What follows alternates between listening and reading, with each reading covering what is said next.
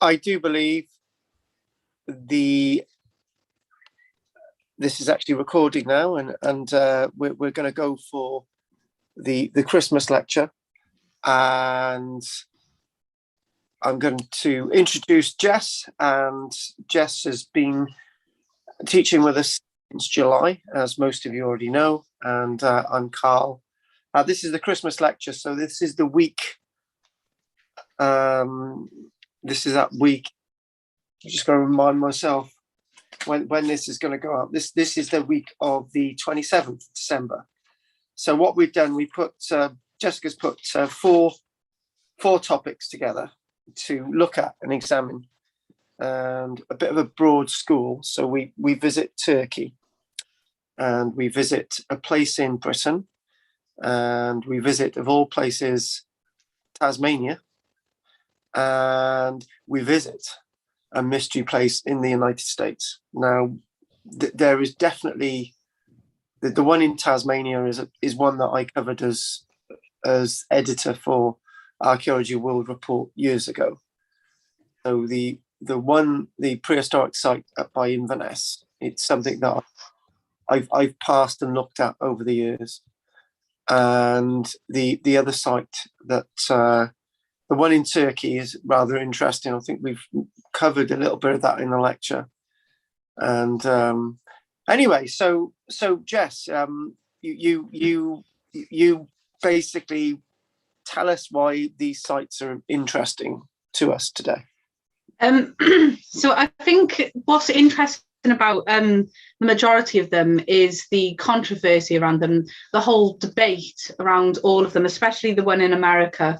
I think a lot of people are passionate about their interpretations and their perspectives on the archaeology that's being found in these sites. And so he's come up with a very strong and interesting argument to actually get into, which is definitely interesting, and one thing that can really bring people to archaeology and help them spark off their interest into archaeology as well.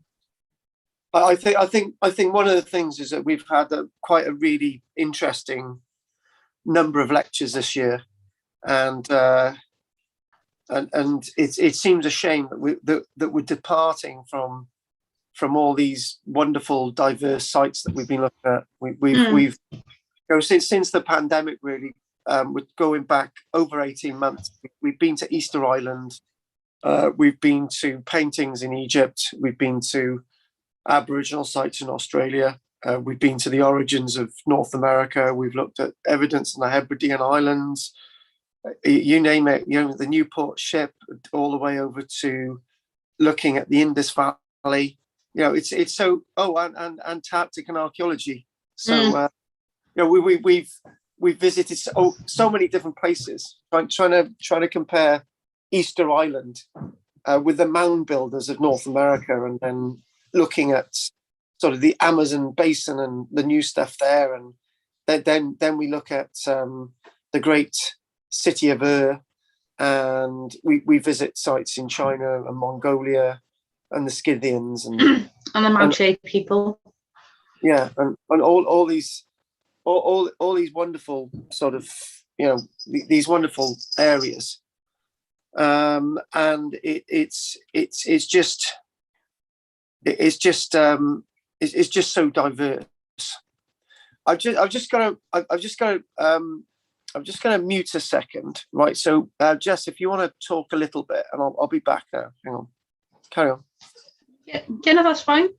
I think this year has definitely shown how diverse archaeology is, and the different methodologies taken by different parts of the world, and how you have a large group of experts together from across the world. You can have a very interesting argument, and a lot of interest is coming into archaeology because of lockdown. I think that's one thing that we've talked about a lot in our lectures, is how people were finding things in lockdown, and that's brought more interpretation, more finds, and things just being found by chance. The Golden City in Egypt that we recently talked about, that was another one. Yeah. No, I've mentioned this a few times. Well, actually on those that were lucky on Thursday, I decided not to look at the top. This was this week that we've done. This was weekend in the 17th Friday. I decided to look at 10 amazing new finds that had been made in 2021. And to be honest with you, I'd never come across any of them. After all the press cuttings that we get from our students, I'd never come across any of them, right? And the city of Arton, I was absolutely so shocked because what it was, when we chose the city of Arton a couple of weeks back, the subject was a lost city or a lost town, right? And I just thought, right, I was probably going to go for something like Kenfig, but we'd already done that, and I just thought, I typed something in, and I just thought, oh, a new city found in Egypt, and I thought it was Akhenaten's city of Akhetaten, but I realised that I'd already discovered years ago. So the city of Arton, I thought, was the same thing, and I started looking into it, and it was it never, up until about a year ago, nobody knew it existed. And nobody knew of its existence, so this was a new city. So, and then on the back of that, I was pushed, the previous week now, to look at the wonderful mosaic find up in Rutland, Leicestershire. Yeah. And again, that was new. That was I hadn't missed that one because it was new, so I did it new, real. And anyway, the city of Arton was in my top 10 of new things found in 2021. But the other things that were in it, earlier evidence in North America, for example, of footprints, and somebody chucked in this list a slave token. Basically, they Charleston in the United States, just one object. I thought it's obviously going to be a typical American list, but it's been a very, very strange time out there, and then when you look at the new finds of the Scythian people and the Mongolian archaeology, and you look at all that, and it's just there's been such a diverse area of archaeology, and I think this little bit of a list. Can I just mention that obviously we've known about Port Arthur for a time, known about the Clare sites near Inverness, the mysterious site in North America, and this wonderful sort of submerged city in Turkey. But all these have got like controversial things to them, and maybe next year, when we do this again, like hopefully both of us are still alive and you're still working for us and I'm still in a job. So if we do this again, I think next year we might look at the mysteries of the Pavlan cave. So what I'm going to do, Jess, let's just get in with these images. Let's get in with the first subject. So I do believe the first subject is we're going to Inverness way, yeah? Yes. So let's have a look at this. So I'm going to. So we've got this on the screen, right? So this is. So do you want me to do a little bit of an introduction, and do you want to just sort of bang into this? Yeah. Yep. So anyway, the Clare coins are a Bronze Age collection of what's described as chamber tomb cairns, right? So obviously everything in the Bronze Age is to do with burial, right? People didn't live anywhere, right? It was just about burial, right? It's very rarely that you actually get anything that's not marked a tomb in the Bronze Age, right? So I'm just being really sort of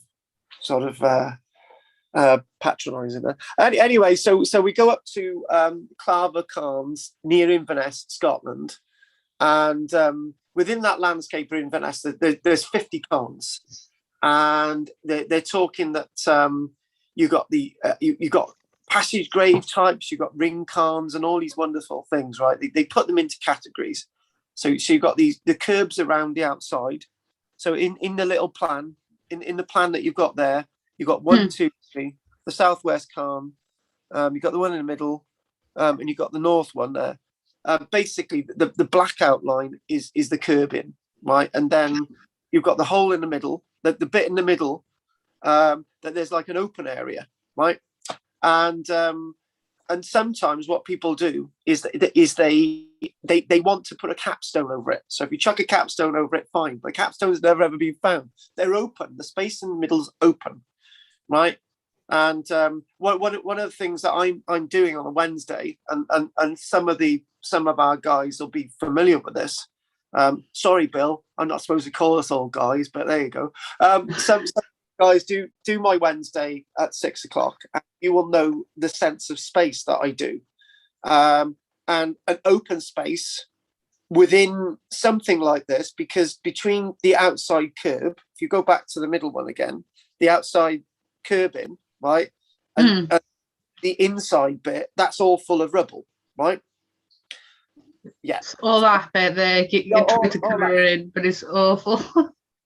No, that's good. No, if you stop now, that's good. That's good. So all that stuff is filled in with rubble and what have you.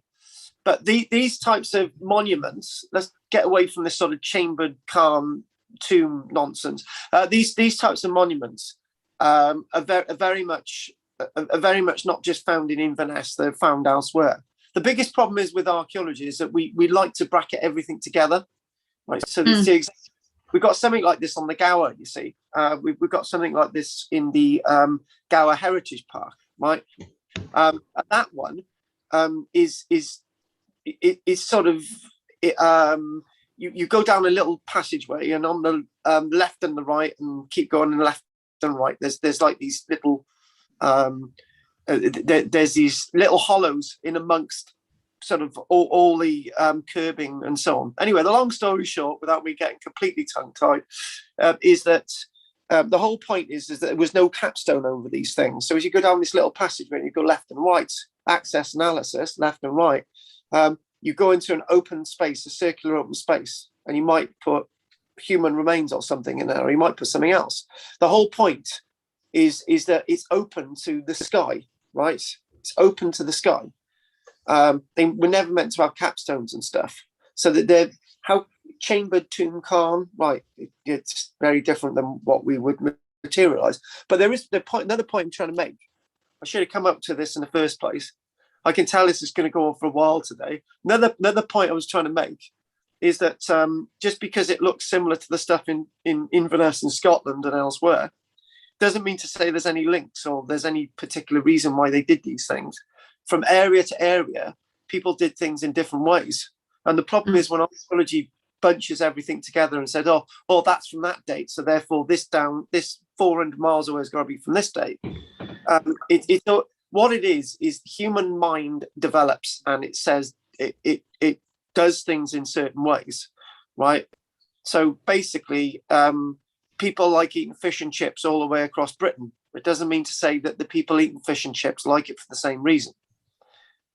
So anyway, carry on, Jess. I've dominated this a minute.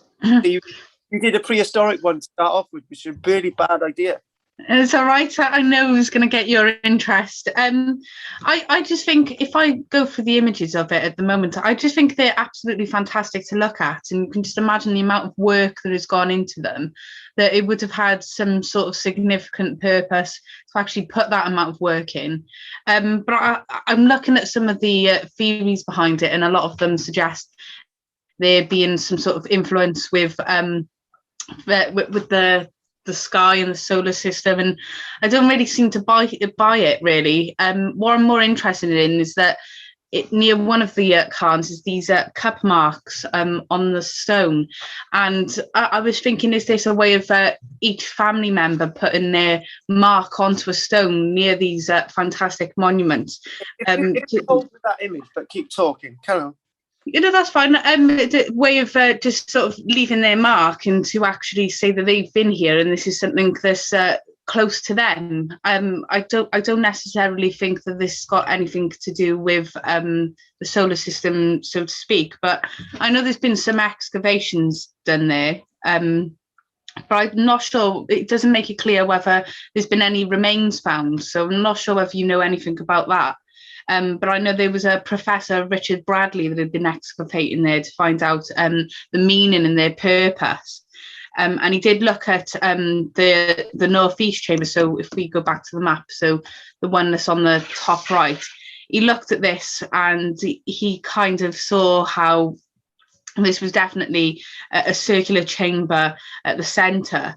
And he said that this had been partly excavated, but he gave this the date of being around by the Bronze Age period to the Neolithic. And he's trying to find the purpose of them, but he doesn't really seem to explain further, if that makes sense. I'd just like to know if there was anything else, because it just seems like we've got these fantastic monuments. And it did remind me of that one that we saw down in Cornwall, if you remember. Can I just make 2 points, right? The one point is that you've got lots of standing stone running around the place, right? The other point as well is you can't really make an assertion on the landscape that is only partial. Tim Ingold would say that you've got a constantly changing, diverse tarscape within a landscape of archaeology, right? And basically, what you're seeing is two or three pieces of the jigsaw. Even the one thing in archaeology, what we always overdo is we say, like, Stonehenge, and it dominates the landscape. Avebury, it dominates the landscape. But they're not the only things that used to dominate the landscape. It's the only things that dominate the landscape. Yeah. It's a bit like trying to find. This is a bad idea. Trying to find a medieval building in Cardiff, right? Okay, St. John's. And now I'm struggling. But the fact of the matter is, that's one medieval building in amongst a whole sea of buildings that are not medieval, right? So how can you doctrine a landscape based on this? So you can't really make a mass assumption on this landscape. But there is one image that you're going to have to go back to when you scroll back through the images. I'm going to tell you to stop. No, you haven't, because I thought you were going to say something else, but. Oh no, I think this is why it's controversial, really, is because people are coming out with these bold claims without really proving it. Even down to one theory of the sun, the entrances are meant to hit the sun when it's obviously going into sunset, etc. But again, that just doesn't seem right to me either. I feel like you said, you need to look at the whole landscape, and I think that would be a good case study for them to start, is to look at the landscape and try and figure out where does this fit in this time period. There's not much of the landscape left, so no. It's good what you're saying, but within Ingold's landscape, you've got the Tarscape. So how much Tarscape left is really difficult. And I'm sorry to interrupt, but you know the central one, right? Yeah. There is. It doesn't look like there's any access. Obviously, there would have been originally, but the fact that the emboldened lack of access is the access, right? Because that is the space. The space in the middle is the space, but it's not a space for us. Yeah, that's what I was thinking, because there seems to be access to the other two, but not the middle one. And I've just found out now that there was possibly in each one, they found at least one or two bodies in each one. But it seems like the middle one was closed off, so no one could revisit the dead, which could suggest maybe a more important person or something like that. Can I just stop you there? Why do they need to access the dead? And the other thing as well is, like, when you said more important person, right? Why do they need to be more important? One thing that Professor Colin Richards from University of Highlands and Islands, one thing that he argues is that the bodies that are seen representative in these chambers only represent the last stage of emboldened embodiment of the inhumations that contain within that Bronze Age period. So all that we're talking about is that we're talking about the final emboldened embodiment of the community that we're burying people there. So basically, it's a bit like it's a bit. I'm going to say this, right. I need to be very careful. My grandmother, right. She lived to 101, and she let me down because she didn't do 102. Phyllis, you let me down, right. Anyway, she didn't get to 102, right? My grandmother my grandmother was like 5 stone in weight, right? She was a shriveled individual in a bed, right? Could hardly move, could talk a little bit, right? So that's a metaphor for this, right? It's the final statement, right? And that final statement doesn't necessarily represent the reason why these are created. My grandmother had 2 children, right? She worked in a munitions factory, right? She was the type of woman who you wouldn't mess around with, right? That woman was not the same woman in that bed, but she was. The fact of the matter is, everything, right? That's a metaphor for what this is. So if you're trying to glean on the final stage of this site, you're failing massively. It goes back to Tim Ingold. It's this landscape. What you're seeing, and with those last bodies, are only a vessel within a bigger vessel, within another bigger vessel, within a complex, diverse landscape that we cannot make the assumption of. When we look at Bruegel's Harvester, what we do see is a very diverse landscape. Not all leaving time signs. The only evidence in Bruegel's Harvester will be the tree that has remained, but all the activity within the landscape is so massively diverse and so complicated, right? But there is a simplicity of not understanding what's going on. And why do we need to know what's going on? Why can't we see these sites as they are without having emboldened archaeologists telling us what they think, when in fact what they think is based on only the last echo of a very deep echo? I think one thing to enjoy with sites like this, rather than having to know, because I think that was one thing that used to bother me earlier on in my education, was that I didn't know the answers to everything. And then I realized that it's more than just the answers. It's the experience, is actually being there and feeling the atmosphere and seeing how that set something off in you, more than just trying to figure out what it is. And I think it's fun to have a discussion about it, but I think there's a lot of scholars out there that seem to think that if they find a little bit of evidence, then they're right and only right. And it's just very frustrating to actually have a fun conversation with it, really. Do you know, I'm in Barry today, and I was in Brecon this morning, and I was in Abergavenny in the afternoon. Right, and one thing was in Brecon. I left the roundhouse with all the upright timbers, and I went in there and I walked out, and I just thought, I don't want to go anywhere. I just want to stay here all day, because the sun was out. It was absolutely beautiful. There was no. There was no clouds in the sky, and the one thing is that that moment. The thing is that moment itself is one of the layers of the moment, because eventually that's going to have a roof on it, and it's going to be a completely diverse body of experiences.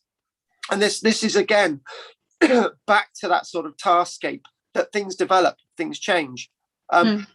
When if one day in like 10 years time, 20 years time, we thought, right, we don't want that roundhouse anymore, it's meant to be temporary, right? So council turn around to say, right, this has been here for 20 years, you've got to get rid of it, right? You set light to it, it's gone, right? And all you've got left then is you've got holes in the ground, right? But once, like these sites, like these cairn sites, they were so much more, right? Anyway, sorry, go for it. No, that's fine, Carl. I think it is a very interesting site, and even down to just like you said as well, what we looked at with I think it was Stanton Drew, for example, looking at how they can all be different time periods but still interact with each other. They're all interactive, so that the curb cairn is actually thought to be a lot later than the other ones and a lot smaller. So they're not sure what that means as well. But even just down to the story of this site, just looking at the past and what people have thought of it, I think that the earliest piece of information that I have about this site being recorded is the Victorian period, so 1875. One of the first women in British archaeology that just looked at this cairn. Are we talking about McLagan? Yes. Yeah. And I think that's another interesting part of the story, is that we're looking at a female in British archaeology actually bringing this to attention, and even just down to how this was encountered. The people were just having a picnic party there, and I think again it just shows that this is part of the landscape, and it's interacted with every time period really, and is fitted in with a nice history in itself. And they even had well, during the time period that this was in the 1870s, they thought that this was a druid's grave site, which obviously I think would get you rolling your eyes really, Carl. I am rolling my yeah, go on. But it's just interesting to see how perceptions have changed from the past. I think what they looked at this was something to be someone of a high status, maybe highly respected in society, in the community, that would be buried here. And then it just makes you think, well, no, this could just be somewhere where people were buried by their family members, and that's why we have the cup marks, and maybe each one represented different families, and maybe some families were bigger than the other. I think looking at this and seeing this this elite type of figure into all of this really just messes with what we really know. Instead of just looking at this and thinking this could be where everyone was part of this. And I think this is a time period where everyone was part of beliefs, and it was the community together rather than separating people. I think that's one part of the issue. That part of the issues that we have is that people tend to go and lean towards a hierarchy of these types of things, and I think it does distort the interpretation and the perspective of this site. Can I just run off a minute and get the get a copy of that our archaeologist book, and I'm sure I've got a name completely wrong. So there is can I just make a comment, right? Why go to an image a minute, go to one of the images, right? Yeah, hang on. Right, what, that's fine. Why can't we say that we know what these mean? Right, the point is, right, the point is that in a way we're seeing some of the archaeology the way that they would have seen it, right? And they would have had an interpretation, whoever they are. And the point is that whatever interpretation might be right or wrong. So why can't we just say it? Yeah. Mm. You talk a little bit further, but there is an image, right? Don't go too far in the image. There's one image that I want you to capture, but talk a couple of seconds. I'm going to go and get that book. Carry on. No, that's fine. I definitely think this is something that has had a lot of thought put into it. Look at all those stones. This would have taken a lot of time and energy. And this is why I'm led to think that maybe this isn't someone like a druid or a high status individual, like a leader of a community. I'm thinking of it more as if it was a cemetery, is what some people are looking at as. Well, of course, they're going to go through time and effort for their loved ones. If you have a look at cemeteries that we have today, very different, but a lot of people put time and effort to visit all the time and put things down, and lots of nice flowers and little gifts, and some people go through paying a lot for a headstone. And I think that's the similar thing, is the fact that they're putting thought into this and is keeping that memory alive of that individual, and a way to visit as well and remember them. Can I just mention? Yeah, I got her name completely right. It's Christian McLagan. Yeah. I got what mean these stones, right? And she was very revolutionary. She used to go on a ladder up to pick dish standing stones, right? And she used to have a technique to rub and get the detail off them, which has now been completely lost, right? I just typed the name onto Google, right, just to make sure I got her name right, and I couldn't come up with anything, right? And again, this is definitely the level of bias in archaeology. Can I? Yeah, I'm very, very wary of time. But now we've done a half an hour on this. Anyway, can you go forward with the images, and I want to link it into something. I'll tell you when to stop. Now, go slow. You're going the wrong way. The other way. Oh, sorry. Go on. Stop. No, back. Like here. Good. Right. Now this is rather interesting. Can you zoom in on the top right hand corner of that patterning? Can't zoom in, but I'll try something now. If I exit screen, maybe if I make it a bit bigger, like that, and then go back on the PowerPoint, if that makes sense. Yeah, that's fine. Go for it. Go. Is that right? Right, really interesting. Listen to this. You know, I did that top 10. Right, I did that top 10 in new discoveries this year. In France, it was reported a Bronze Age map exactly similar to that. Yeah. Did you see all the little lines and stuff? Right. Yeah. Up in the corner, there were a lot more on that stone, right, in the cut marks. And this one, this one in France was known about in 1900, right? But they've only started to realize now, dating to about 1600 years BC, so that's 3,600 years ago. The French believe that what they've come across is this is the oldest map of a territory that we can recognize in Europe.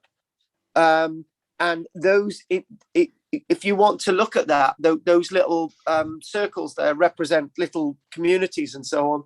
And the little lines on there represent what we can say as valleys and various networks and so on. Yeah, there we go. Go get it in there. Come on. Yeah, good settlements, right? It looks like there's a line there that goes. Now you can see. The point is, the point is that there's another book, but again, sorry going on about my Tim Ingold stuff, but there's a book by Tim Ingold. It's called Lines, right? Everything's linked by lines. Spider webs, the internet, your relationship with your parents, how a chicken lays an egg, and then the egg itself is a descendant. Lots of lines. A cave network. There's lines. Everything's linked by lines. There's a network of lines. There's a process. Right, and this is it's almost like when you have a connection with people. So, for example, I know someone who's a family friend, very close, and she dated a famous footballer. It's almost like I got a connection with him through someone else, if that makes sense, through lines. Is it lines through other people and networking and connections? Everything's connected by lines, and again, there's nothing looking at this. So what I would say is I think the detail of the history in archaeology is the detail of the history in archaeology is sometimes lost in our inability to see what's there, and we should try and see what's there more than the nuances are far more important than the chambers and whatever they want to call them, right? And actually, one second, I gotta just put something on in the background. One thing that we can say is that when you go to monuments like this, you know, the archaeologist says, well, you've got those stones there. The curbstones mean this. That they're obviously burials in the middle because we found burials in the middle. We've discussed all that now. We've done all that, right? And then we only have a little bit of time for this stone, and this is more important than anything. Because if the French are saying, oh, you know, we've got all these chambers and we got Karnak and all these in Brittany, we got Lascaux and we got all these wonderful things in France, right? And then they pick out a stone with a map on it. The stone with a map on it in Brittany is far more important because it tells us the great pantheon of archaeology that we're usually missing. So, hey, I tell you what, like we've what time are we on now? Oh God. Well, we're at 9:30, I think. Sorry, I got a bit carried away. Trying to see if I can see the connections. It could be faintly, because I think one thing that needs to be noted is that a lot of detail could sort of erode over time as well. And so, no, this is the point.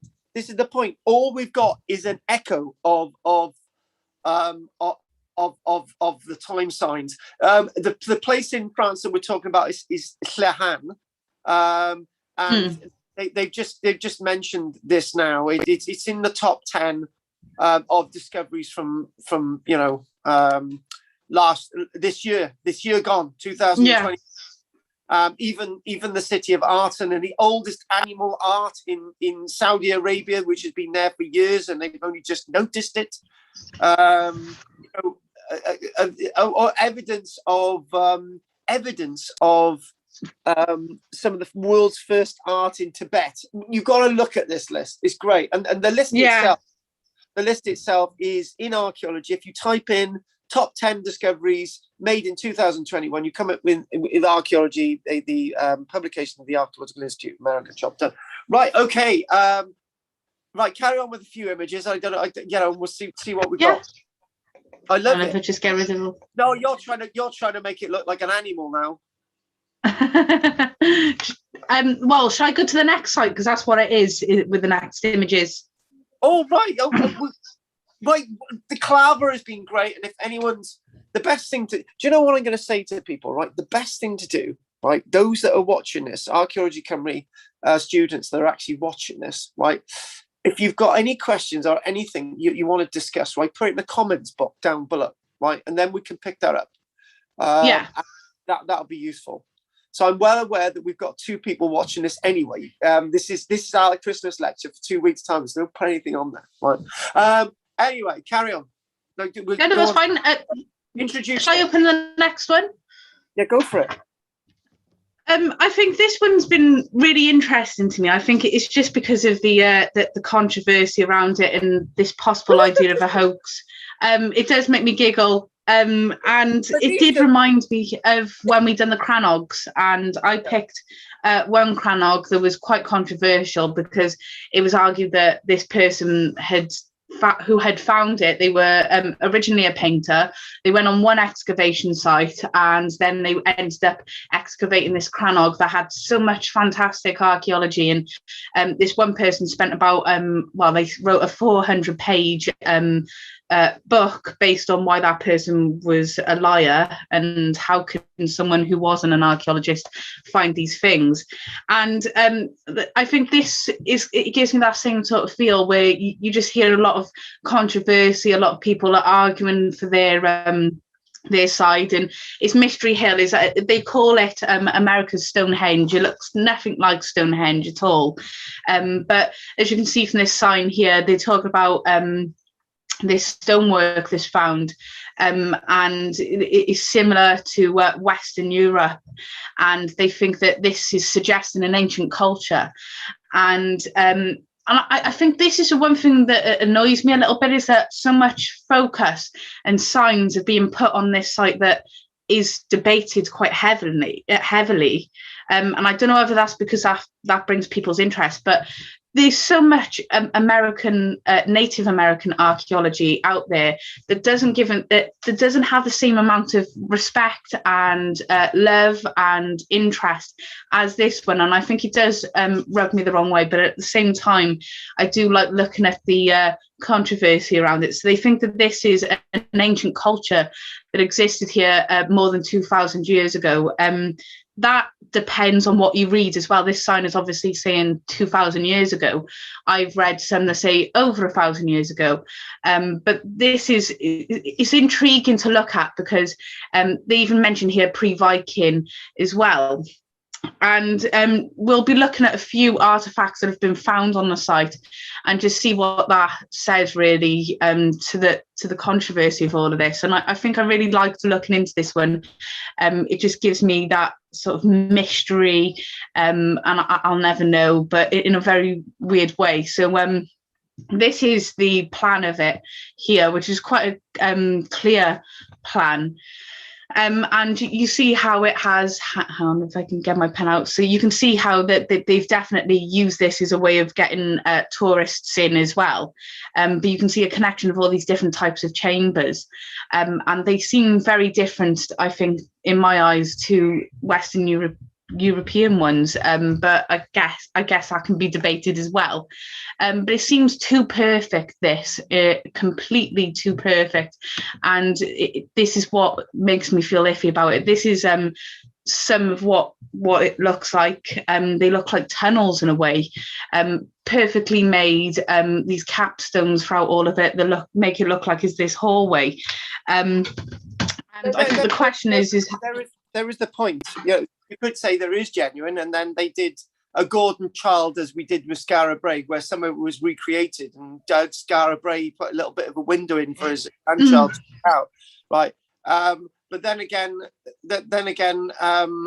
how many archaeological sites out there have been mucked around with and changed? Stonehenge is a great one, where they're moving stones at Stonehenge and we're saying that Stonehenge is a unique, perfect site now and been mucked around within 2,000 years when it has.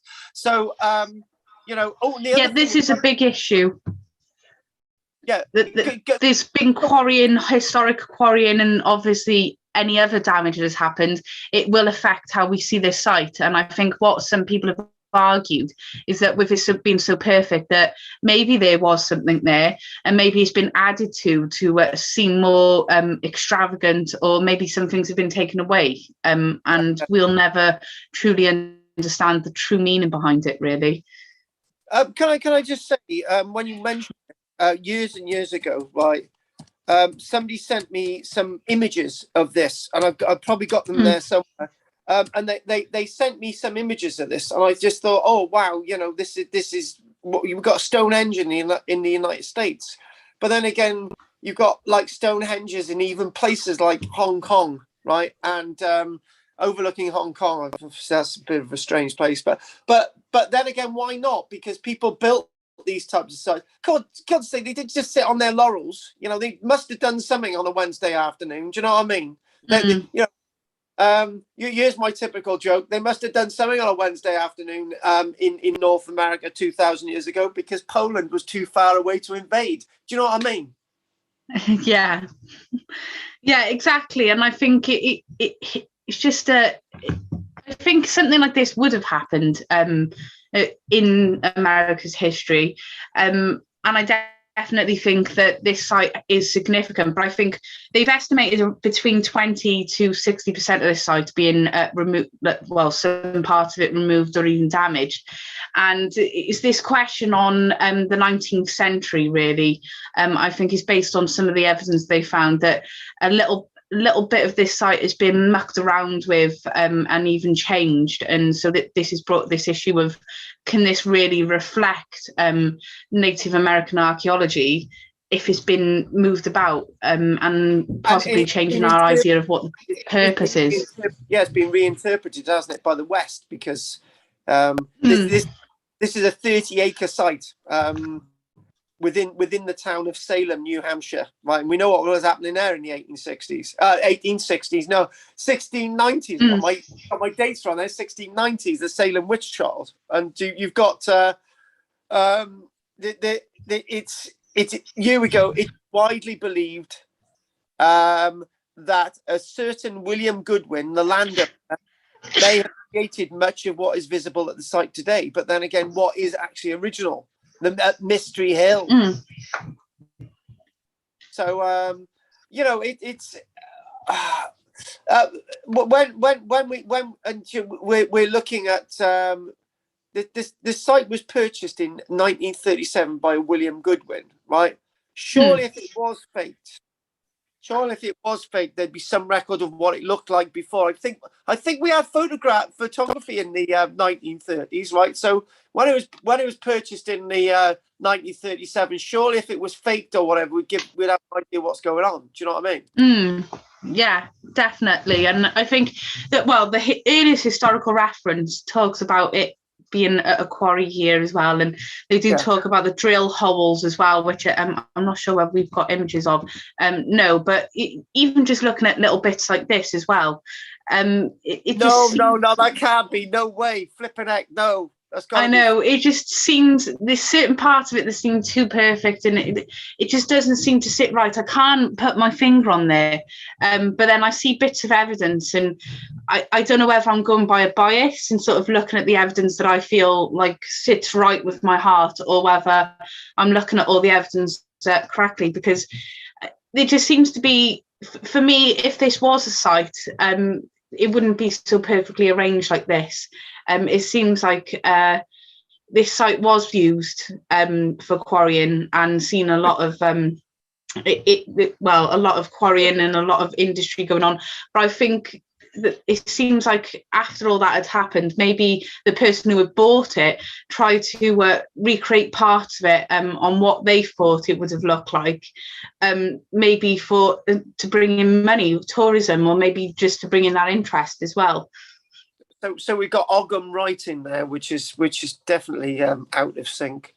And you mentioned about many of the stones have drill marks from quarrying that took place on the site.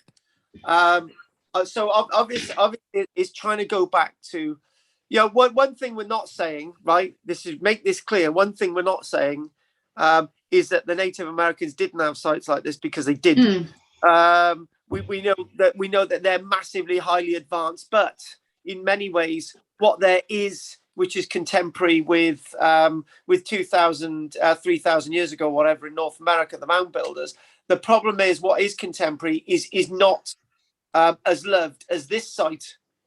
If this site is mainly invented, what the hell's going on here? For example, my favourite site that this Native American is the mound, but it looks like a snake, and that's my absolute favourite one. And I don't see that enough of that when you type things in on Google. It seems to be. You don't see the snake mound, and actually, the strange thing is that you don't see the snake mound, and but there are a few in North America. There's one in United States, and there's one above the border in Canada as well. When did we did the archaeology of Canada? There's a snake mound there. Do you know, if you go back to the image of the pottery as well? Oh yeah. Go right now. This is really interesting because this is where it all gets into it, really. Yeah, in 1969, you've got a James Whittle Jr. So there you go. Excavated Native American clay pit and pottery manufacturing area found between the wetlands pool and the well located along the lower processional landscape associated with the site. He goes, next to the bog, an excavation was conducted into a small mound. This led to the discovery of a large fire pit and numerous stone tools directly relating to the making of pottery. One perforated sherd. Is it this one? Because there's perforations in it, no? Or is there? I don't know. One perforated sherd that was found. It's heavily burnt. It talks about there's associated with a small hand hammer as well. Excavation, and it goes quite fleetingly at looking at the pottery, dating to maybe as far as 5,000 years ago, right? So what we're talking, not 5,000 years ago, the wrong date complete, that'd be completely off. I've read it wrong. 2,500 years ago. So 2,500 years ago, you've got this pottery maybe dating to, right? So that puts it around 500 years BC. So 2,500 years ago. You're thinking, right, we've got the evidence, right? Is this linked to the stuff around, or is this a completely different thing? If it's a completely different thing, then great. The problem is, it's just trying to work out what is actually going on here, and that's the problem. Yeah, it is really mind-boggling, and I think they're fantastic artifacts as well. And I like how they've been displayed. Other than the fact that that piece of paper there says American Indian, really wouldn't have that word myself. But it is fantastic. God, Native Americans all the way. Exactly, Carl. It is. It is a fantastic, and I think this is what leaves me to almost feel like there is some possible evidence to suggest that this is an ancient site just based on looking at this. But at the same time, it's just, I don't know, just waiting for something to really sell me about this, really. I think, hang on, my mouse is playing up. Even down to little things like this. Yeah. So these are just little, they're finding lots of tools in this site. And if that's the case, could this suggest that this is a site where there was a lot of craftsmanship going on, there was skilled individuals here? And could that tell us more about trades, is what I was thinking. If these artifacts are telling us a story of this site, it's clearly telling to me that there's a lot of skilled individuals here that would have had a trade in pottery, etc. And they seem to know what they're doing, just looking at all of this. And I think it's fantastic that they're able to show this off. It is nice that it's shown off with pride. But like I said, there's loads of other sites in America that deserves the same attention.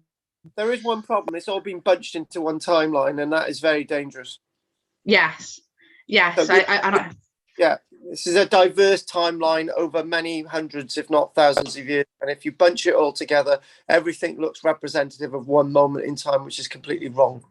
And it could have changed purpose throughout time as well. So we could have seen a big trade complex, but it could have meant something else years beforehand. And I like that idea as well of sometimes structures can just change their purpose completely.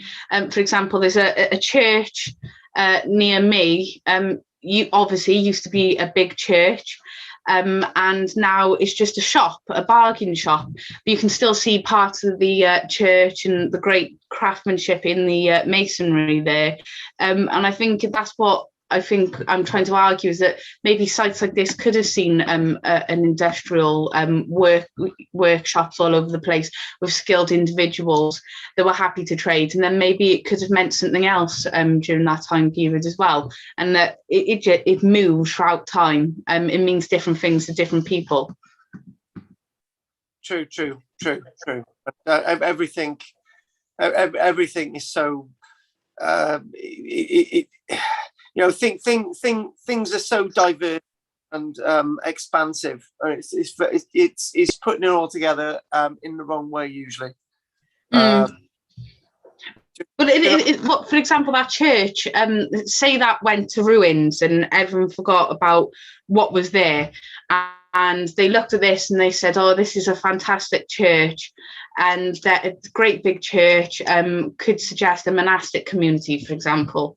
And then they start finding bits of trade, maybe bits of coins around there, based on this shop that then occupied the building. And then they turned around and said, "Oh, these monks were trading in household supplies.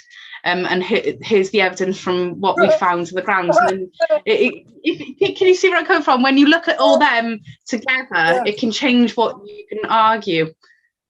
No, this is the problem, right?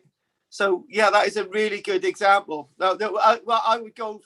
I'd go further, right? You've got a Catholic church that's been converted into a Protestant church. Then it goes into sort of a chapel associated with I don't know, utilitarian sort of preaching church, some weird description, and then it's sort of sold off for accommodation, and then it's then converted into a mosque, and then you think, well, why have we got, and people think, oh, why this is amazing, right? You've got gravestones in the graveyard that are Christian gravestones, and the Muslims allowed the Christians to bury their dead here. No, they didn't. Exactly. They didn't, though. And no, the Muslims did not have a swimming pool in the garden in amongst the Christian graves. It just didn't happen, right? Yeah, anyway. But that's the way of thinking, I think. When you definitely bring it down to things that we know about and things that we've experienced and seen, I think that's when you start to see how sometimes these interpretations can be really reaching, clutching straws, because they're looking at everything at the same time period rather than splitting it up. and seeing what it can tell you through the changes of his purpose throughout time.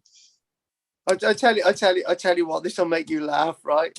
I'm reading the chat on this YouTube thing, and somebody said, Jess is so fit. An interesting chat as always. Oh, thank you, whoever that was. Yeah, somebody called Effith. Obviously, they know you. Well, I don't know. Well, hello, anyway. Nobody ever says I'm fit. Effith, am I fit as well? Anyway, right, brilliant. All I can say is maybe with this, just keep the mystery, and if people want to, I don't know, give their dollars to go around the site, then best of luck to them. Why not? Definitely. And I think it is interesting. I think maybe this could be, for example, this is another one that I thought was fantastic, was this Hammerstone as well. And I think there's no harm maybe in using this as a tourist attraction to try and gain people's interest. Maybe that could be that gateway for them that opens up to looking at Native American archaeology and giving it that love and respect as well. Because it all starts with something little. And it really can set something off in someone. And even looking at these as well, I just love how they're finding so much. I think I'm just going to go to the point now where it really annoys me, I think, because these are all bits of evidence here. And I think this one here is quite interesting. This is, this is thought to be a small stone block. It's a rectangular shaped block with holes drilled into it, 4 of his sides, which I thought was quite interesting, because I thought, what could that mean, and what would that purpose be behind this? So it's quite interesting to see your intake on that, Carl. It's not a very good photo, I know. Again, we see objects like this in a British context. We see those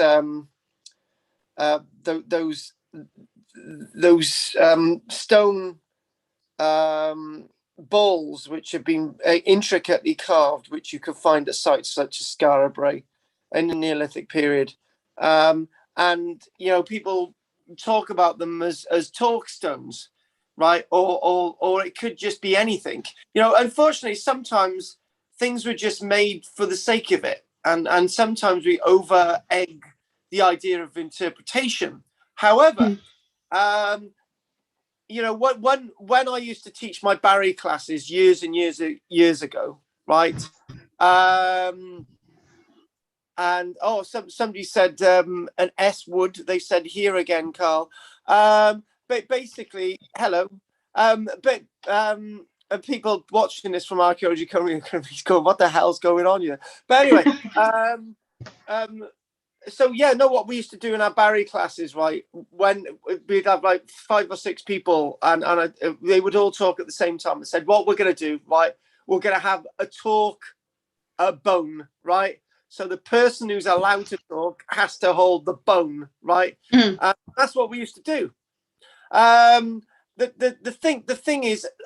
thing is, because what we're left with from history and archaeology, from the archaeology itself, is sometimes so limited. We want to make interpretations of it, right? So let's give you an example, right? In the Second World War, left behind, there are tens of thousands of tanks, either buried in the ground, in hedgerows, tens of thousands of them, right? And there's very few of them actually operational, right? But back then, there were tens of thousands of tanks wandering around Europe, right, doing what they were doing, right? And when we see one tank wandering around now, this one tank represents the tens of thousands of tanks that were operational in the Second World War. The point I'm trying to make is that even in a modern context, so little of our recent history is with us. So what chance have we got of understanding our very distant history? And the thing is, right, I'm talking about big tanks, right? Tiny objects like this are like tiny objects. They're not even a pinprick in history.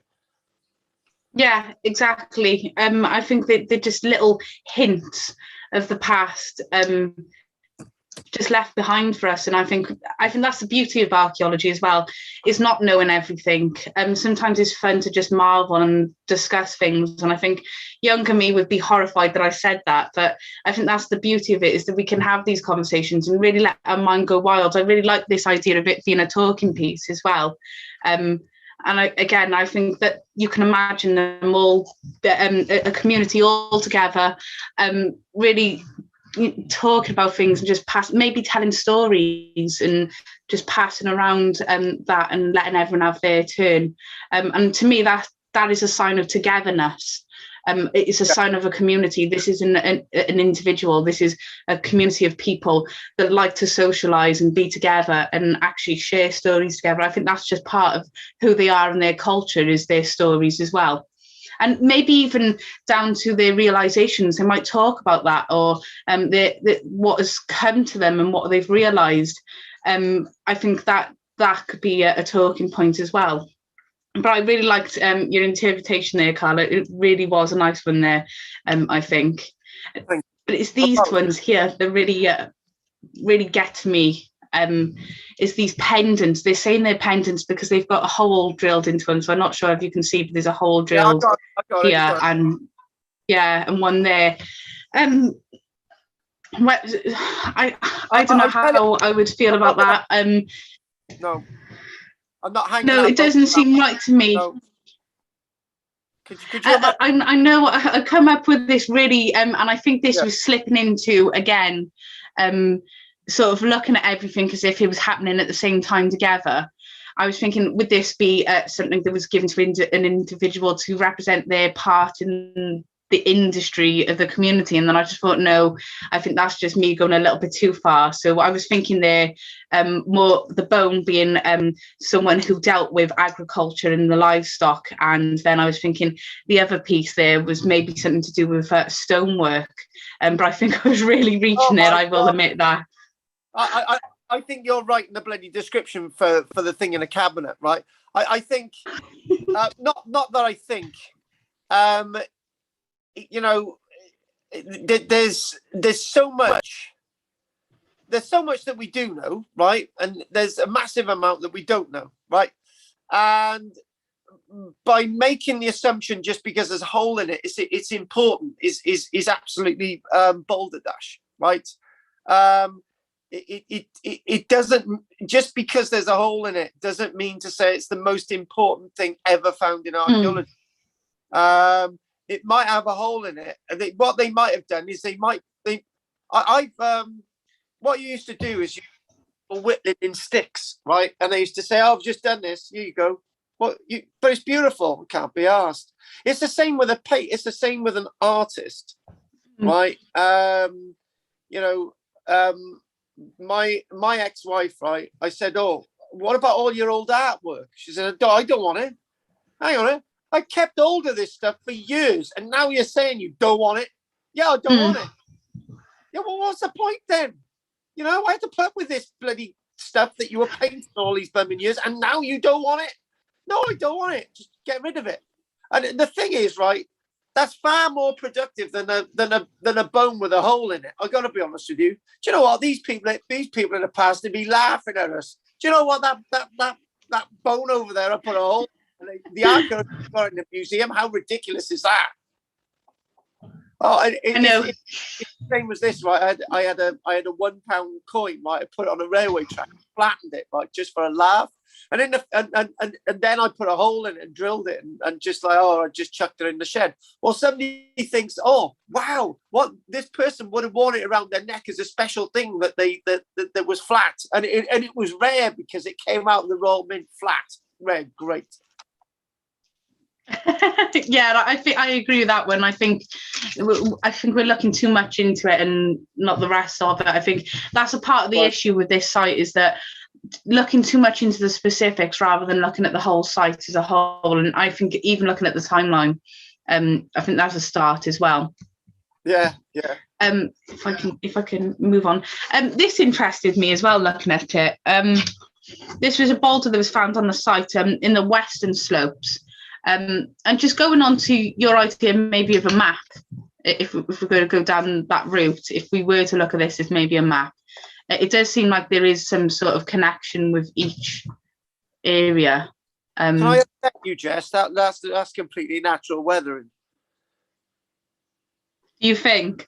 Yeah, I am. People have argued that this is a rock art, but then at the same time, I've looked at it and I thought I can't make out an animal, and I can't really make out anything. So again, I think this is just, yeah. I think it's natural striations in the rock. It's natural erosion. I come across this a lot. Can I tell you a little bit of a story, right? There was this there was a flint napper. He's no longer with us now, right? He died a few years ago, and he was like a guy who used to be on Time Team. And we had a conference in Landred Wales, and then there was this guy at the end of the conference, right? He paid for the conference or whatever. We had this flint expert there, right? And he said, "Oh, I've got all these worked stones in the back of my car, right?" And I thought, "I got a whole tray of them." He said, "All right. Oh, I love it." Right. So anyway, he come in a room, right, and he showed us this tray of these work stones, right, and they were all triangular stones that he'd collected up on the Brecon Beacons, but they were all natural triangular stones. They'd eroded in that way, right? So I looked. Yeah, the way where you would break off on something can leave a mark. That's right. He had a tray of them, right? So I turned to this flint napper, and he looked at me, and I looked at this guy, and I said, some of them might be created by our ancestors, right? You need to keep looking, because you might find something really significant. And some of these might be really significant. And anyway, he said, "Oh, that's amazing, right? I got another 3 trays in the car." Oh my gosh. And I said, "Oh my God, that'd be great." So he brought another one in, and they were all the same, right? And I thought, right, okay, yeah. So I said to him, "What you need to do is just like keep collecting," because actually I was telling them the right thing, giving them encouragement, right? Keep collecting, because you might get something that's really significant, even more significant. You find it. Anyway, when the guy had left and driven away, the flint napper, he looked at me, he said, "Do you know what? You handled that really well." And as if to say, most archaeologists would have said it's just a pile of crap. And the guy would have just given up heart and just gone and never wanted to talk again. Yeah, I think that's the way to deal with it, is to have a conversation, maybe sort of show people. I think that's the one thing that puts people off, is that if they shut down straight away, without any discussion or even explanation, that really puts them off archaeology and really intimidates them. And I think that's part of the issue as well with a lot of scholars, is that they're quick to shut down rather than discuss. And there's the one thing I always say with the Lantwick class and the Bridgen class, is that as much as you're learning from me, I can learn from you as well. So it's about working together, because I don't want people to think that I'm easy to shut them down, because it's all about interpretation. And sometimes if you bring something forward that you might think is archaeological, it could be the greatest find in this century, or it could just be something that is a learning curve for you, and you know what to look out for next time. There's an example of this shutting down people, right? It was Peter in the on the Tuesday classes, right? He was really excited about something, right? And he wanted to tell us, right? I just didn't agree with him. I just thought, right, okay. And basically, because I had a lot to get through, I shut him down, right? I thought, oh, no, right. So when I got to the questions, I said, "Right, Pete, right? I shouldn't have shut you down, right? Can you tell us what you were saying?" Right. And he was really happy then, because he was upset until that. So I said, just blurt it out. I was in a bit of a rush. I'm sorry. Right. So you can't shut people down. It's not the thing you do. Right. You've got to let people flow. It didn't happen again. It's not the point, but you just got to let people do their thing. And it's really important. Talking about doing our thing, I think we need to go on to the next one, don't we? Yeah, just quickly before we go on to the next one as well, these are just bits of the evidence that they have. They would suggest drill holes as well on the site, which also would suggest the historic quarrying that they had on the site, and even down to this one here. This is thought to be an example of a socket. A socket of a vertical mast of a hoisting crane as well on the So, site. So it's led some people to believe that it been changed and someone's interfered with it and changed what it looks like for us based on the evidence of a crane, for example. But it could also just suggest the quarrying as well at the site, which is part of the story. It is part of the purpose of the site as well. Even though it's not Native American, it is part of the story of this site, and important to note. And it was nice to see someone actually went through all of this in great detail online. If anyone is interested, there's some fantastic blogs, and even put their own bibliographies on there, which is great if you want to have a nosy through and try and find your own answer to this, really. Try and find your own way. Yeah. No one's wrong in archaeology, unless the dates are wrong. Yeah, which is quite often, yeah. Yeah, well, you always find that, and I think this is our next site, which I think is absolutely mysterious and fantastic. Oh, do you want to try and say the name of it, Carl? Oh, right, okay, right. Let's just get in. So we're in Derinkuyu, in Cappadocia, and we've got sort of centralish sort of Turkey. I mumbled to you. I said, Jess, do we have to do this? And it was just like, well, we don't. It's really difficult, this. And I think we touched upon this in a lecture, and it's lots of people say Cappadocia. It's subterranean safe havens within rock, because it's soft volcanic rock, and you're thinking, well, you've got big roll stones for doorways, and you've got this massive underground city, and on top of it is a Byzantine era hilltop castle. And it was an underground city in Cappadocia which could house 20,000 people, but we don't really have any evidence of this. And different things like this are being found all the time. Do you know one thing I'm thinking of, right? If you spend so much time building these things to protect yourself from people who are going to invade, why didn't you just go somewhere else? Exactly. And I was thinking, if you were hiding from people to invade, surely they could starve you out if they see someone going into the entrance. Yeah, definitely. It's not going to take long, right? And the thing is, right, if you're that paranoid and you've got the skills to build this in the first place, why didn't you just build a well-armed army that can defend yourself anyway? There could be other reasons. There could be lots of other reasons. Living underground has its benefits, right? And in that type of landscape where it's very hot, living in underground tunnels like this, they're talking about pliable volcanic ash rock. You can build a whole sort of landscape, and that's what they've done. It's got cave churches and sort of under otherworldly chimney houses, which are all these strange, weird things. It did remind me of the when you go to Edinburgh. When you go to Edinburgh, there's an underground city, and it's not uncommon. I think, even if it's a different time period, I think it's not uncommon that people would live underground, especially if you want to shelter from the sun, for example. Maybe it was a better way of living, and even then, it could have just left them unnoticed by people, and so that it was less easy for there to be invaders, because they just seemed to be nowhere to be seen, if that makes sense, when really they were living underground. No, the thing is, there's lots of things about this, isn't there? But there's not the archaeological evidence to tell us that 20,000 people lived in there. The one thing is, if you've got 20,000 people living down there, right? There's one thing that humans create is mess, right? Yeah. And we're not talking about human mess with fecal matter. We're talking about the crap that they leave behind, the general detritus, right?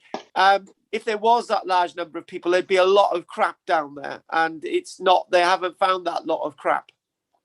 Yeah, they found a small amount of things such as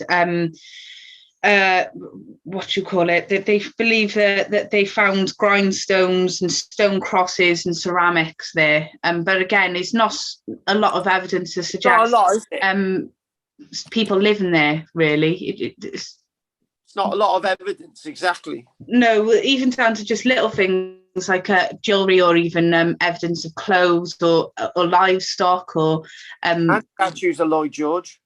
Yeah, and food. There's no evidence of that. And again, it's just one of those ones that doesn't really sit right with you. I do like this illustration, though. I think it's a nice way of love this. Do you know what you could do? You could have this on your wall and you could explore it for months. They should put Where's Wally on there. He's there on the bottom left-hand corner. Bottom. Hiding. I think he's hiding behind that pillar. He's definitely there. Where's Wally is definitely in that image somewhere. And even the doors on them, that they would have been really hard to move. So it would have been an effort to actually close them and open them all the time. And the thing is, that's the door. Yeah, it is. Yeah, and you've got the big blockage stone there. Very Indiana Jones. Oh, I don't think he'd have bothered. There was nothing down there for him to nick. Oh, nothing down there for him to destroy, you mean, Carl? Hang on a minute. He's a very responsible man, Indiana Jones. He was. Definitely. So, oh, God. And look at that. Yeah. Yeah, it's beautiful. It's absolutely fantastic, and I do like this type of art from that time period as well. It's just the golds and the reds and the blues. They're really striking, and those individuals there. I think what we're seeing there on the wall, it looks like individuals. One looks like Jesus with a halo around him, and then some others. And I was thinking, were they the disciples, for example? Is that what they're representing in these churches? And it looks like maybe on the other side. Could be my eyes, but it looks like possibly Mary or something like that there, or Jesus or God himself. But it's just absolutely fantastic that they're finding this here, because it's just so detailed and beautiful, and it does sort of suggest to me that there's wealth in the area. But again, I don't think there's enough archaeology to tell us the full story of it either, which frustrates me. No. So, this was one of those things that I thought, is it a good thing to do, or isn't it? And I just thought, well, let's just do it today anyway. Just something different, and it sort of brings in that mystery of lots of the mystery lectures that we've done this year anyway. There's been definitely. There's been lots of those strange sort of mystery lectures. So. Yeah, I think one suggestion was based on, because we're seeing a lot of evidence of crosses and these frescoes with religious imagery on there. A lot of people thought that this was just a place that people came to express their beliefs and their religions without the fear of Muslim invaders as well, in the late 8th century. And it's like the catacombs of Rome, where you get some little churches hidden around there as well. But I think in many ways what we do is we overplay the nuances. Maybe these people just wanted to get on with their lives, and it might have been additional they managed to hide away from people, but it wasn't the be all. Yeah, they want to get on with their Christian worship rather than defending themselves. Yeah. And that could just be the best place to do it, really. Yeah, just because this one room with the frescoes just seems so expressive. It seems like this person's really gone into putting their soul and their hard work into something that they believe so strongly. And it seems like it's in a very protected place, which suggests to me that the community that would have known about this site really loved and treasured their religion just as much as the artist did. And we definitely see that with the stone crosses as well. I like the way you concentrate on the singularity of creating this rather than a group of people. And when you think about if this was a person's work for the best part of a year or something, and you might think, well, okay, I've created this. This is my sort of homage to God, and I'm just going to leave it, right?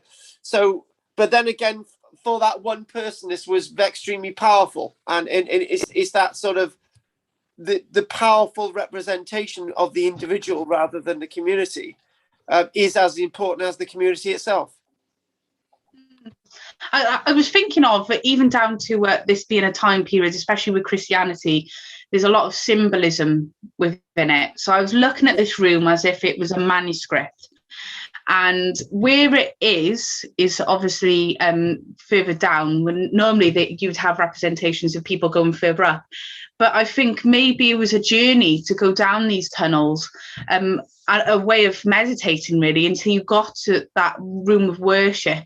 Maybe for whatever reason, maybe they were based on different religious figures, because obviously this was a time period where you had different cults. So they would have had one for Mary Magdalene, one for Mary the Virgin, obviously the disciples, and then Jesus. And then this could have been maybe a homage that where someone employs an artist or artist. The only reason why I'm thinking is one artist is because it all looks similar within his style, except from maybe the back just with the colours, but that might be the way it's been taken. But to have this homage, not only are you showing your worthiness by walking down and taking this journey and thinking as you're going through this journey, but it's also putting your wealth into something like this, because this would have cost a lot of money, is saying, look, I've created this piece of art that's representative of God, and this makes me more holy and worthy of God's love and attention in the afterlife, maybe, because they've put so much into this. Because you see that with manuscripts. It's almost like it's a flex of how much money you've spent on God and showing off your belief. And at this time period, you definitely see how there is arguments with certain figures to say that's not humble, and it's not about that. It's about how you take yourself on that journey. It's not about materialistic things, but maybe that's just their way of showing is through this fantastic piece of artwork. Yeah, that sense of individuality and community, it's all there. And and the one thing that struck me is that the amount of oil that would have needed to have been burnt to create this in the first place. Forget the materials, right? But if somebody's working in here for like on their back, because they would have had to been lying on their back to do this on wooden scaffolding, right? Yeah. They would have been able to see. So oil lamps would have probably been the best rather than a candle, because candles would create soot. Oil lamps would create something. But obviously what I'm trying to say is that the oil itself for creating this would have been tremendously expensive. And it's more the resources that went into creating this within our wonderful site that we're looking at in Cappadocia, which gives it a wealth tag, really. And I think that I know this is possibly more of a westernized sort of way of looking at it, but in terms of Christianity, sometimes it was seen as a sinful thing to have too much money, and you definitely see a lot of these individuals who were high status or had for example, Marjorie Kemp was a businesswoman, and they direct their funds into creating pieces of art or creating a manuscript or going on pilgrimages. And I think it's sort of putting their money into God to show that they don't need it, that they're at mercy of him. Back to the old thing, Jesus loves you. Yeah. Well, I'm not sure what the next image. Oh, that's another image. Do you want me to go to the next image? Yeah, go for it. Yeah. Go. They found this here as well, which is quite interesting.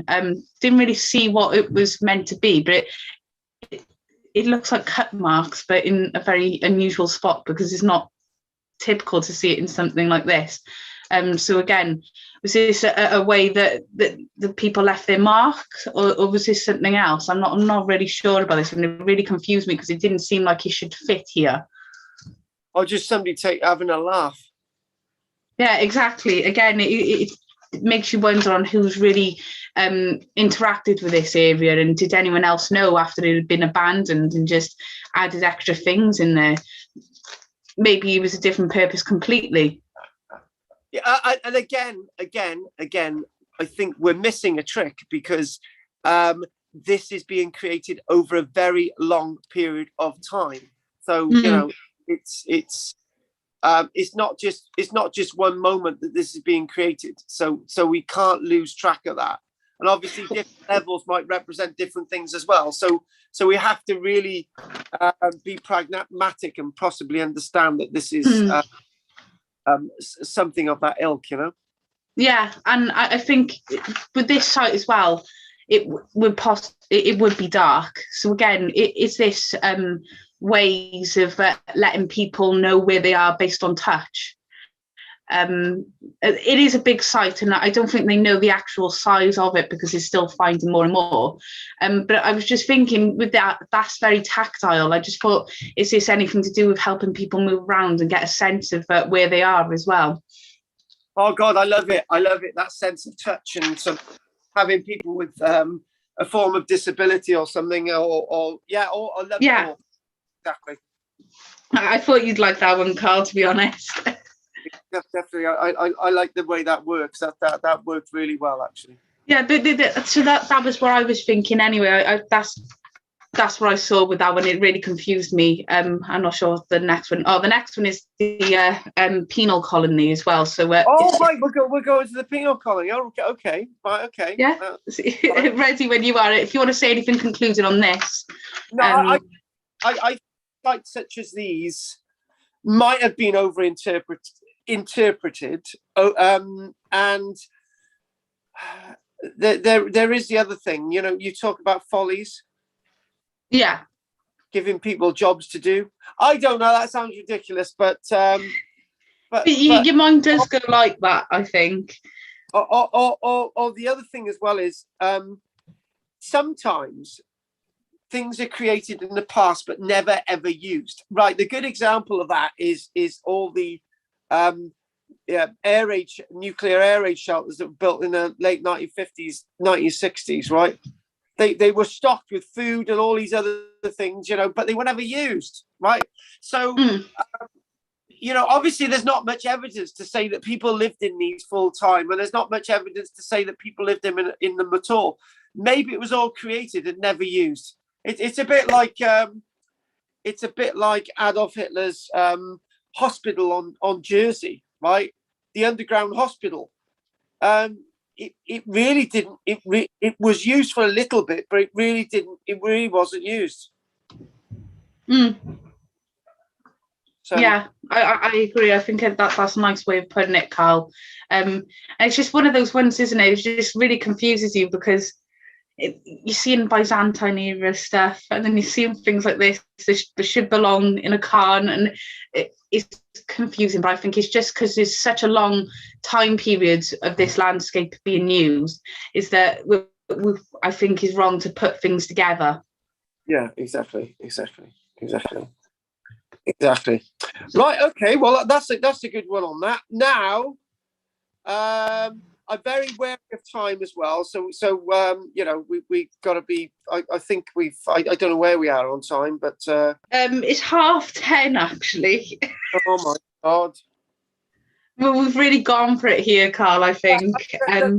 The thing is, whoever's watching this must realise, right, that this is these are the last waking hours of Jessica's employment with us this year, and now she's got 2 weeks off after she's done this. Right, I'm carrying on for a week, and I've got a week off myself. Right, okay. So Port Arthur, let me mention this. Right, in Archaeology World Report that I was editor for in 2002, I think it was, or 2004, or whatever it was. We actually covered this. We had a correspondent called Angela. I think she was called Angela Spritzer from Australia, Anyway, she used to be our correspondent, and obviously then I covered it. And it was Port Arthur, and she did this article about sort of Port Arthur, and it was a convict settlement on Tasmania. It dates to the 1800s, late 1800s. Port Arthur's UNESCO World Heritage Site. There's a huge building there along sort of a long avenue of a building, a brick building, and it's part of that sort of convict landscape. So what we've got this wonderful image of convicts going to Australia, living in fields, looking after sheep, and just then their family comes over and they, everything's fine. But this was actually a penal colony. This was for hardened British criminals who stole 2 loaves of bread rather than 1 between 1833 and 1853, right? And it's Port Arthur in 2016 had a population of 251 people. But back then, the penal colony had literally thousands of people stationed there. It had its own little chapel, and people were really punished there. There was this idea of separate prison typology. Basically, you would keep people separate in individual cells, right? So this was quite brutal. But it's all part of the genre of what's going on with these types of sites, And I think it's an important site. UNESCO is recognised this site to be one of the best surviving examples of a large-scale convict transportation in the colonial expansion of European powers through the presence and labour of convicts. And I think it's got a very dark history to it as well. And what we're seeing from the archaeology, I know there's archaeological excavations still happening from 2020 right up until 2021, and they're still waiting to publish their findings. But even what they found so far is really interesting, and this illustration, I think, puts it quite clear the type of place it was that people worked, and obviously they were there for doing things that were against the law, and you definitely see an individual there overseeing these convicts who are working on the site. But the massacre was what I looked at initially. It was on the 28th of April in 1996. Hang on, what? This was a location of a massacre in 1996, apparently. It was 1996. Yeah. There's a massacre here. A perpetrator killed 35 people and wounded 23 more. Hang on. Didn't we just say, hang on, stop. Didn't we say the population of Port Arthur was 251, right? So if you kill 35 people, that's like, freaking hell, that's 1/5 of the population. Yeah, exactly. So this was, I think... Tell us all about it. Go for it. Well, this individual was captured by the Special Operations Group, but this was a very big killing spree that led to a national restriction on high-capacity shotguns and rifles as well. But it was the individual was a 28-year-old and was serving 35 life sentences as well, plus 1,035 years without parole in a psychiatric wing of Risdon prison in Tasmania as well. So it's how many years without parole? That's 1,035 years. So this person was not getting out at all, really. I think what we're seeing here was there was a very dangerous individual, and they just started a spree off here in 1996, and killed a lot. Well, like you said, a large portion of the population, and this was seen as something that was very important to deal with at the time. But there's not much information of that. It was just that was what I found. The person is called Martin John Bryant. I shouldn't laugh. This is terrible. He was a mass shooter anyway, so he was convicted for being an Australian mass shooter, and he was sent here. And this is when he just carried on. Really, I don't know why they seem to think that he would have stopped what he was doing. It seemed like he had an urge to do something like this, and he just carried on. Oh wow! Hey, I tell you, right. This is a typical archaeology company lecture. We just turned it completely irrelevant to the archaeology. But Port Arthur, flipping heck, that's amazing. Oh, sorry, all the people who died. That was that. God, can you imagine that? Yeah, I think he targeted people on the area. God. He targeted people initially. What actually brought him to prison in the first place was that his father wanted to buy a bed and breakfast, and this other couple bought it, and he just shot them because they bought it before his father did. And then he ran off to Port Arthur, and when he got there, he had a blue duffel bag. He was eating a food in a cafe, and then he left a video camera on a vacant table, and then he took out a semi-automatic rifle and just began shooting a lot of patrons and staff as well. So within 15 seconds, he fired 17 shots, killed 12 people and wounded 10. He walked to the other side of the shop, fired 12 more times, killed 8 more people, wounding 2 again. He then changed magazines before he ran away, shooting people in the car park from his yellow Volvo 244 as he drove away, and he killed another 4 and another 6 were injured. And then he drove 300 meters down the road where he saw a woman and her 2 children walking, and he killed the woman and the child as she was carrying. The older child ran away. He then stole a gold BMW, killing 4 of the people that were inside the car. And he then found another couple beside the road in a white Toyota, killed them and went off again. So he really went on. I think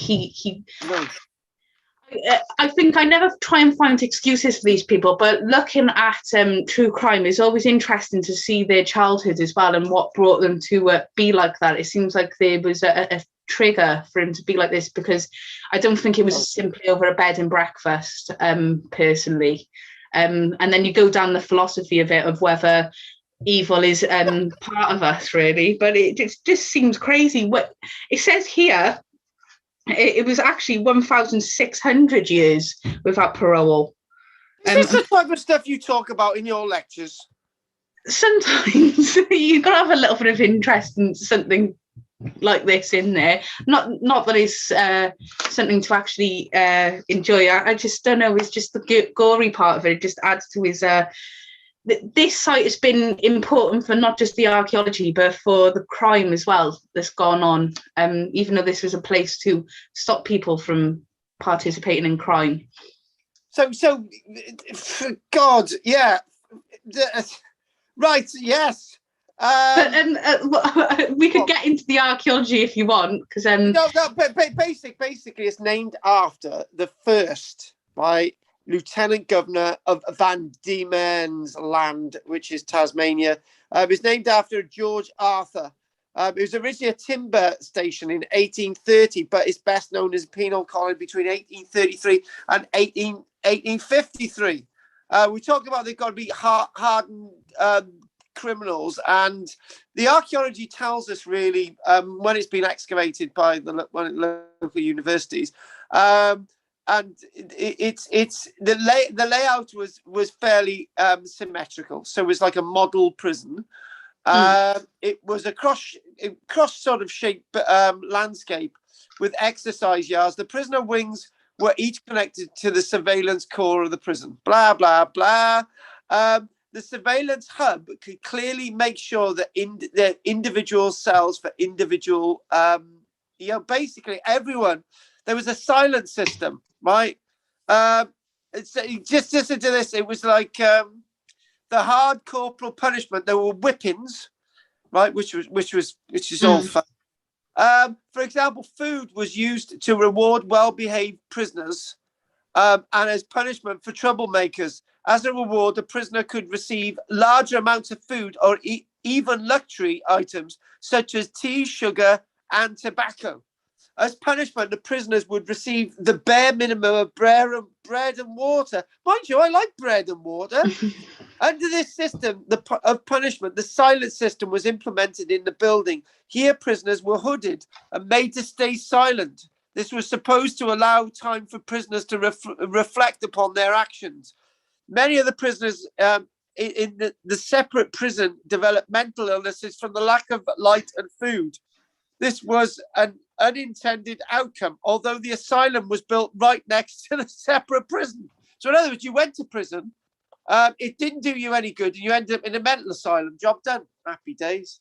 And I think this also brings to why people talk about prison reform, and even down to how this dynamic can really mess with people's mental health. And it just makes me think of the Stanford prison experiment as well, that didn't finish. It was actually seen as unethical in the end. And it just shows how people's minds can change based on them being the ones in charge or the ones that are subjected to these types of conditions. But at the same time, it does bring that discussion on if they've done something bad, then they deserve it. But then I always think about those people who were framed or they got the wrong individual and having to go through all of this when they did nothing wrong. Or members of the Conservative Party or something, exactly. Or they'd have wine and cheese, Carl.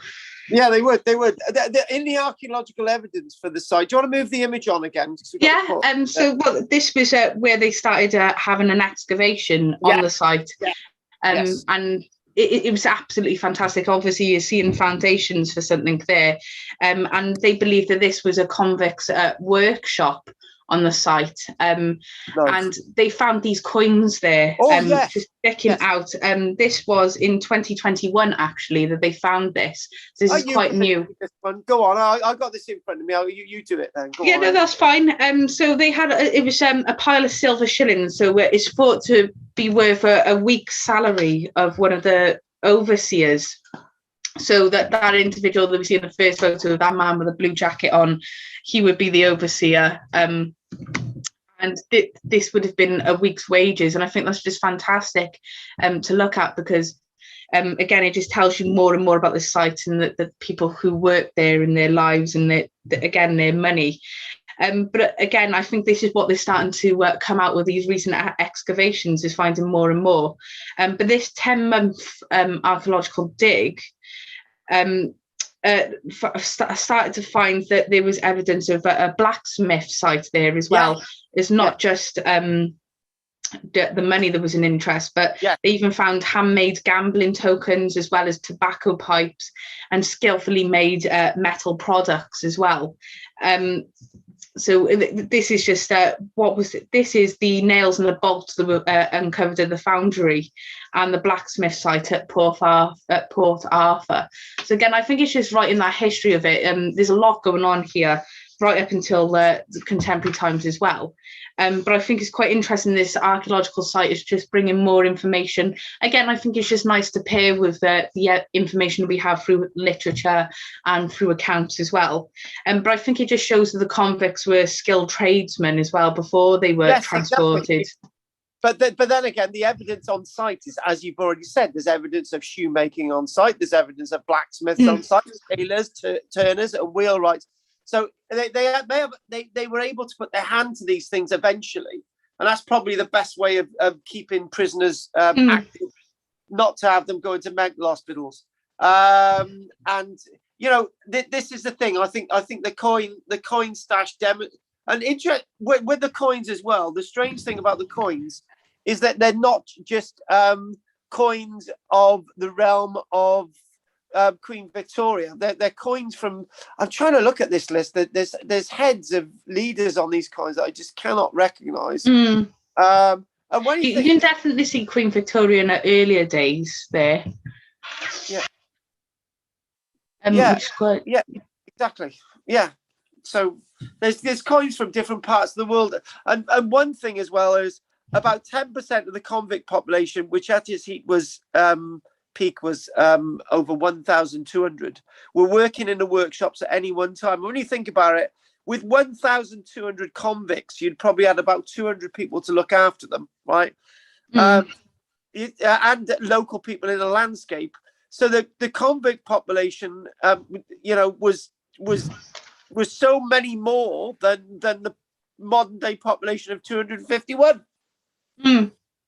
Exactly. And I think these excavations is telling us more than just the currency here. I think it's telling us about the black market currency as well.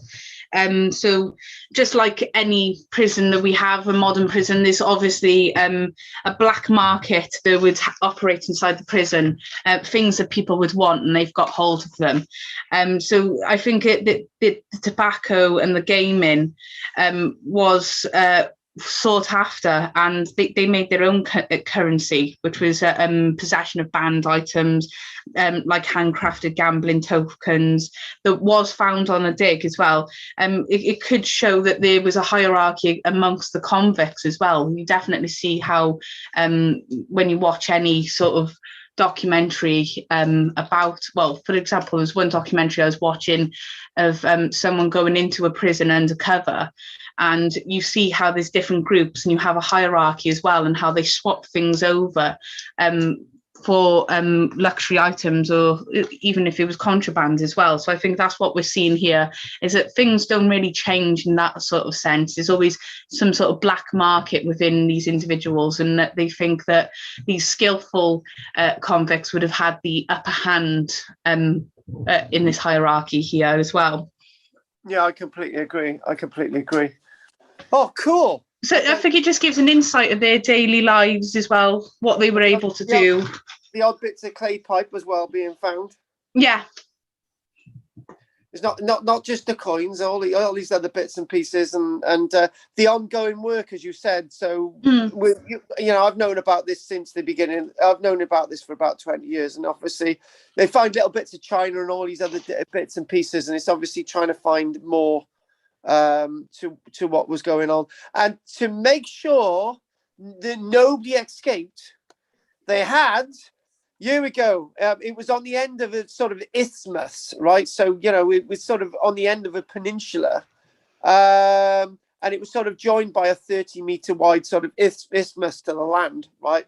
And it was the only bit of connection with the mainland, right? So you couldn't get through that because there would be fencing guarded by soldiers. There'd be man traps and half-starved dogs. And the water around was rumoured to be infested with sharks. Oh, lovely. And if you went to the edge, here's a joke coming, hang on. We haven't done one single joke today. If you went to the edge of the fence, right, and you wanted money, you could meet a loan shark. Oh, gosh, Carl. Oh, no. That was really bad one, but it was in the spur of the moment, so I have marks for that. Anyway, right, sorry. Anyway, so we've got any more images, or is that it? That's it for tonight.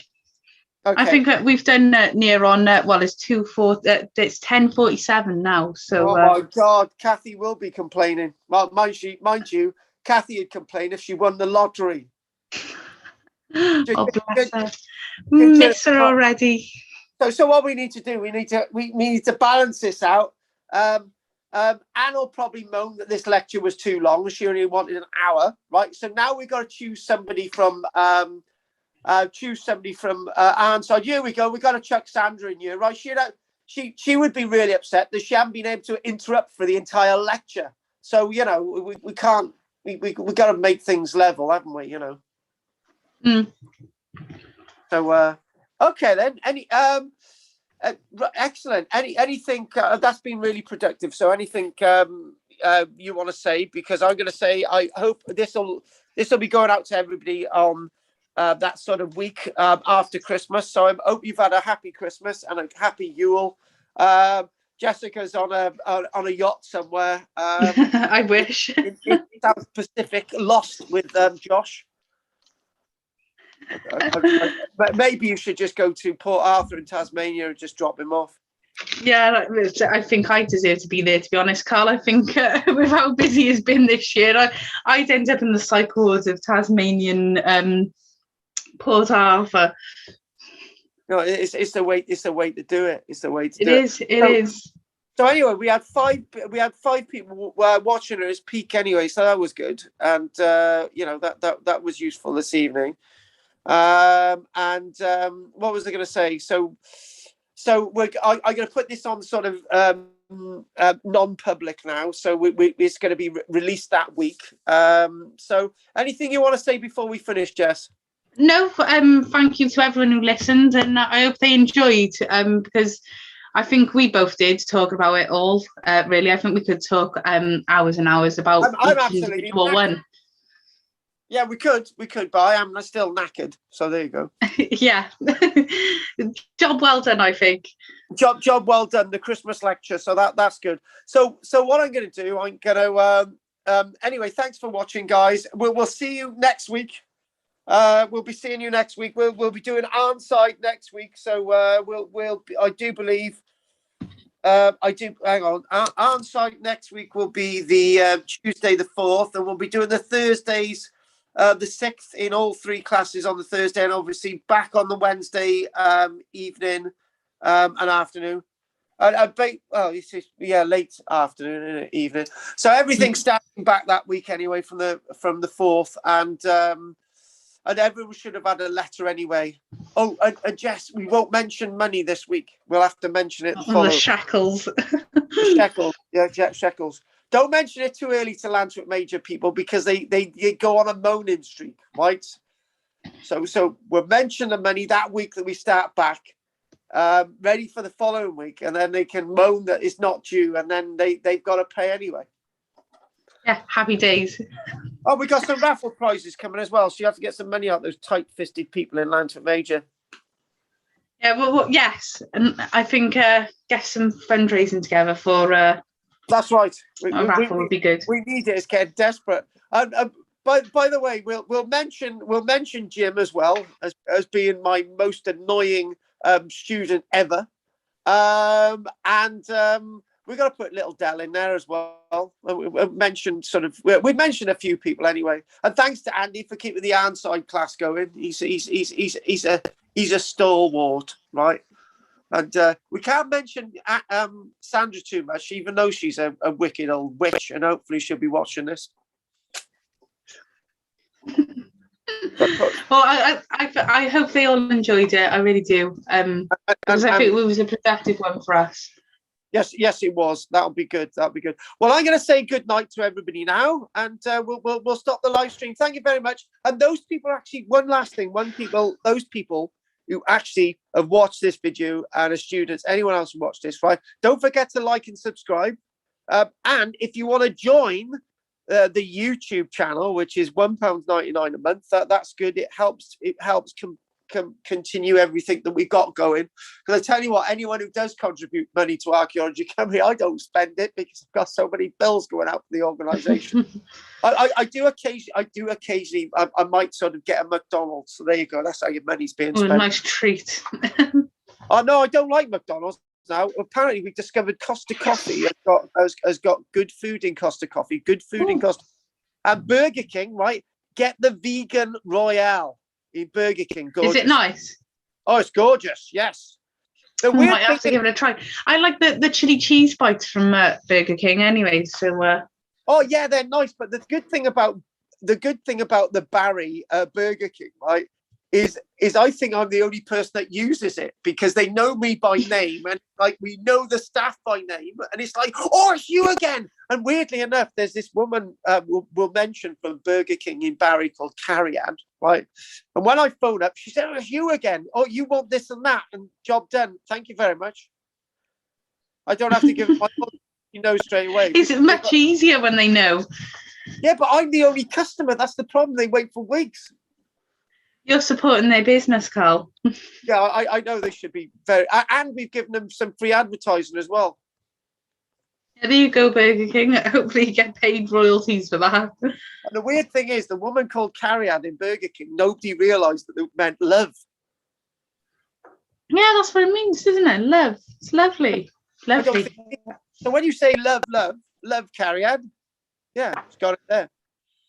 Mind you, if you're German, it would be German for "I love you" is a Liebedicht. So it'd be like, I know, I'm just finishing on that one. On that note, thank you very much for watching. I'm going to end my live stream. That's over from me. Over to Jess. Anything you want to say before we finish? No, just I hope you all had a lovely Christmas and good night. Nostar. Jim did. Oh, good morning. Yeah. Anyway, night. Bye. I'm going to stop the live stream now. Bye. 3, 2, 1. You ask questions again. Cheers. Good. Gone. Stop live streaming.